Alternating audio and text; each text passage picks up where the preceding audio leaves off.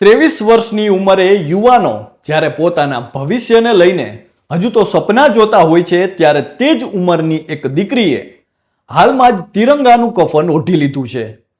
માત્ર 23 વર્ષની વયે જ ભારતીય નૌકાદળમાં લેફ્ટનન્ટ તરીકે ફરજ બજાવતી અંશુ રાઠોડ નામની આ દીકરીનો પાર્થિવ દેહ જ્યારે તેમના વતન પહોંચ્યો ત્યારે હજારો લોકો આ વીરાંગનાને અંતિમ વિદાય આપવા પહોંચ્યા. ત્યારબાદ બંદૂકની ગોળીઓ, આખરી સલામી, મૌન ડુસકાઓ અને પરિવારના આક્રંદ સાથે જ્યારે 23 વર્ષની આ દીકરીને અંતિમ વિદાય આપવામાં આવી ત્યારે એવું તે કરુણ દ્રશ્ય સર્જાયું જેના વિશે સાંભળીને તમારી આંખો ભીની થઈ જશે અને તમારો એક હાથ તમારા કપાળ સુધી પહોંચી જશે. નમસ્કાર, આપની સાથે હું છું કૃપાલસિંહ જાડેજા અને ભારતીય નૌકાદળના લેફ્ટનન્ટ એવા અંશુ રાઠોડની અંતિમ વિદાય વિશે વિગતે વાત કરીએ ગુજરાતી પર. આમ તો આપણી આસપાસ આપણને એવા અનેક યુવાનો જોવા મળી જશે જે પોતાના ભવિષ્ય વિશે અનેક સપનાઓ જોતા હોય છે. સાથે એવા યુવાનો પણ મળી જશે જેઓ ભવિષ્યમાં શું કરવું તેનો વિચાર કરતા હોય છે. ત્યારે હાલમાં ફક્ત 23 વર્ષની વયે જ તિરંગાનું કફન એક દીકરીએ ઓઢી લીધું છે. મારી છોરી છોરો સે કમ નહીં જેવા ડાયલોગ તમે ફિલ્મમાં અવશ્ય સાંભળ્યા હશે, પરંતુ નાના એવા ગામની આ દીકરી અંશુ રાઠોડે તે સાબિત પણ કરી બતાવ્યું છે.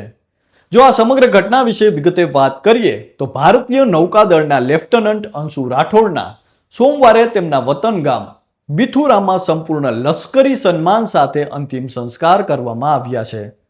તેમના પાર્થિવ દેહને ભારતીય નૌકાદળના વાહનમાં ડીડવાના કુચામન જિલ્લાના મુખ્યાલય ખાતે સૈનિક કલ્યાણ કાર્યાલયમાં લાવવામાં આવ્યો હતો, જ્યાંથી લશ્કરી સન્માન સાથે તેમના વતન ગામ બિથુરામાં લઈ જવામાં આવ્યો.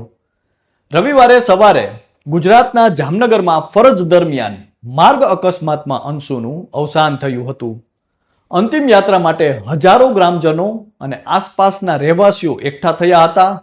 ભારત માતા કી જય અને અંશુ રાઠોડ અમર રહોના નારા વચ્ચે તિરંગામાં લપેટાયેલા શરીરને દેશભક્તિથી ભરેલા વાતાવરણમાં અંતિમ વિદાય આપવામાં આવી ત્યારે ગામના મહિલાઓ, વડીલો અને યુવાનો મોટી સંખ્યામાં અંતિમ શ્રદ્ધાંજલિ આપવા માટે આવ્યા હતા.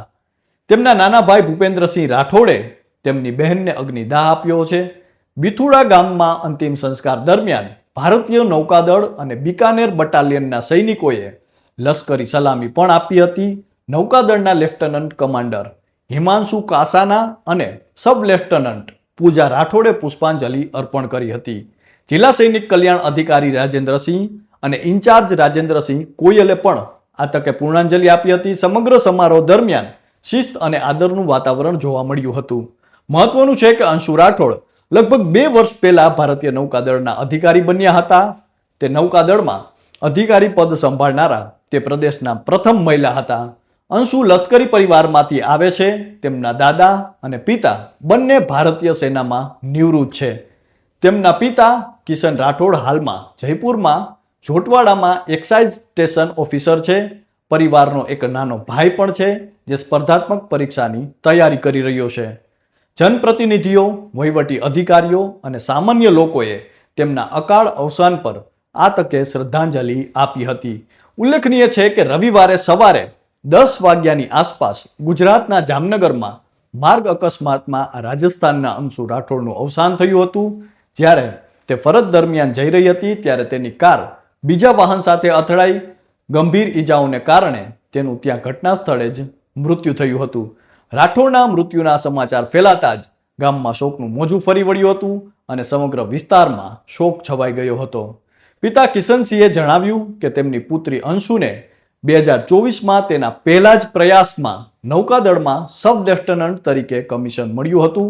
અંશુ રાઠોડ અમર રહોના નારાઓ, કાળજું ચીરી નાખતો આક્રંદ, ભયંકર પીડા, જનેતાની આશાઓ અને બંદૂકની ગોળીઓના અવાજ સાથે આ ગામના વાતાવરણમાં એક દીકરીએ છે તે શહીદી વહોરી લીધી છે અને એક દીકરીએ નાની ઉંમરમાં તિરંગો ઓઢીને આ ધીંગી ધરાના ખોળાને ઉજળો કીધો છે.